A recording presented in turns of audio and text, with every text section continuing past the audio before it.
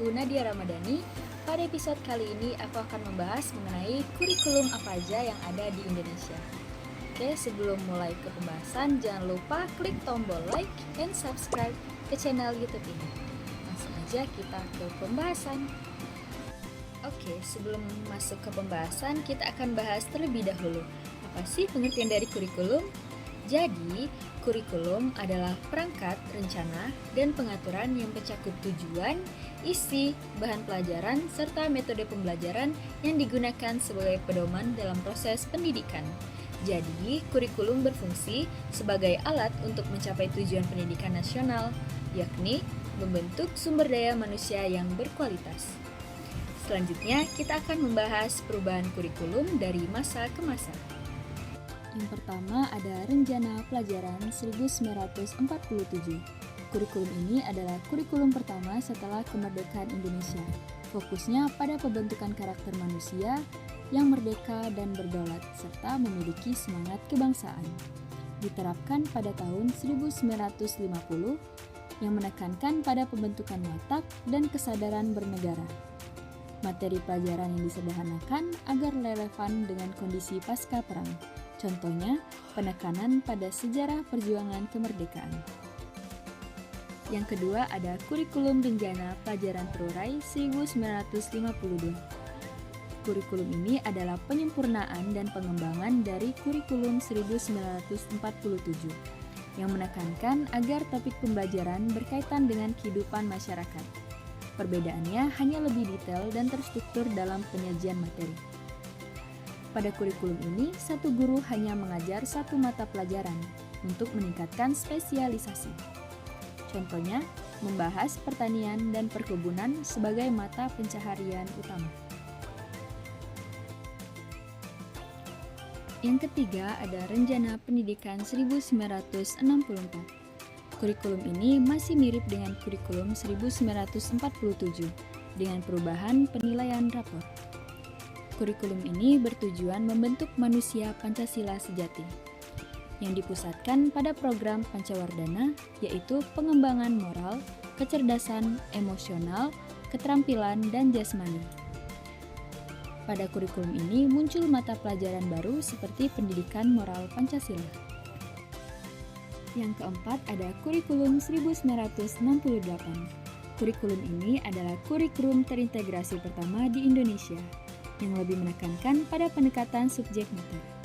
Struktur kurikulum lebih rinci dengan tujuan instruksional yang jelas, yang menggabungkan beberapa mata pelajaran seperti IPS dan IPA. Perubahan struktur kurikulum menjadi pembinaan jiwa Pancasila, pengetahuan dasar, dan kecakapan khusus, yang dipengaruhi oleh teori belajar behavioristik. Yang kelima ada Kurikulum 1975.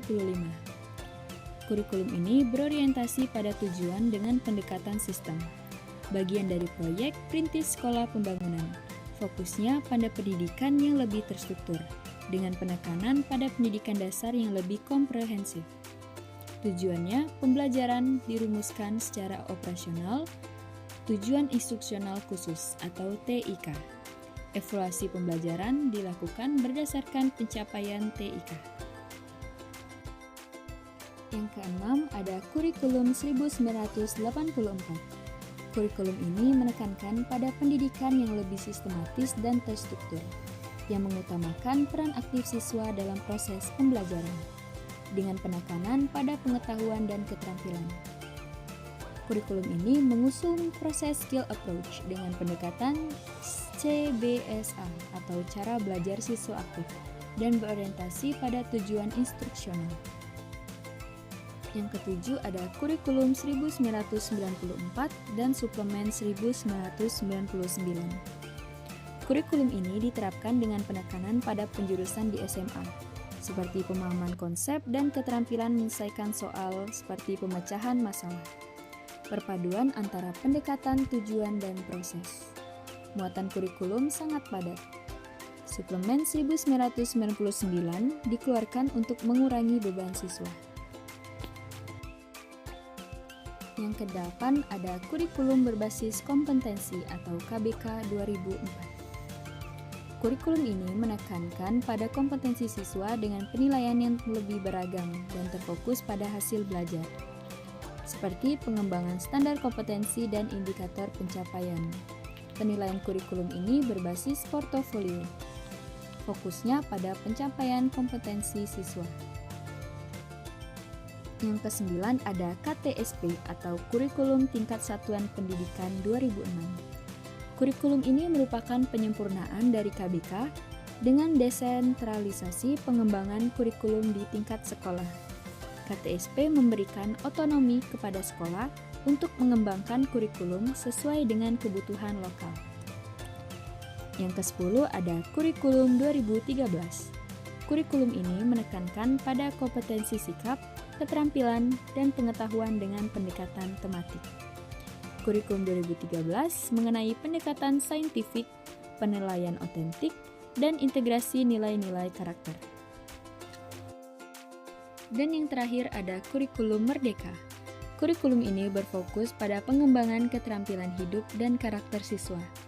Kurikulum ini bertujuan untuk mempersiapkan siswa menghadapi tantangan zaman dengan meningkatkan kualitas pembelajaran yang berpusat pada peserta didik. Selanjutnya, perbedaan utama Kumnas dan Kurikulum Merdeka. Kumnas atau Kurikulum Nasional adalah kurikulum yang lebih terpusat terhadap materi dan kurang fleksibel, sedangkan Kurikulum Merdeka lebih fleksibel, berpusat pada peserta didik, serta fokus pada kompetensi esensial yang memberikan otonomi pada sekolah. Oke, selanjutnya ada prinsip-prinsip pengembangan kurikulum. Yang pertama ada relevansi. Relevansi yang dimaksud ialah sesuai dengan kebutuhan peserta didik dan masyarakat. Yang kedua, ada fleksibilitas, yaitu adaptif terhadap perubahan dan perkembangan seiring masa. Yang ketiga, ada kontinuitas, yaitu berkesinambungan antar jenjang pendidikan. Yang keempat, ada efisiensi, yaitu mengoptimalkan sumber daya yang tersedia. Yang kelima, ada efektivitas, yaitu mencapai tujuan pembelajaran yang ditetapkan. Dan yang terakhir, ada integrasi, yaitu keterpaduan antar berbagai aspek. Oke, yang terakhir ada beberapa tantangan dalam pengembangan implementasi kurikulum. Yang pertama, ada perubahan kurikulum yang terlalu sering. Akibatnya, guru harus menyesuaikan dan mengiringi perubahan kurikulum yang baru. Yang kedua, kesiapan guru dan tenaga pendidik. Banyak guru memerlukan pelatihan dan pengembangan profesional untuk memahami metode baru. Yang ketiga, ada keterbatasan sumber daya dan fasilitas, terutama di daerah terpencil. Dan yang terakhir, ada keseimbangan akses, karena tidak semua siswa memiliki akses yang sama terhadap teknologi dan sumber daya pendidikan. Oke, mungkin itu saja pembahasan yang dapat saya sampaikan di episode kali ini. Jangan lupa klik like and subscribe ke channel YouTube ini. Sampai jumpa di pertemuan yang akan datang.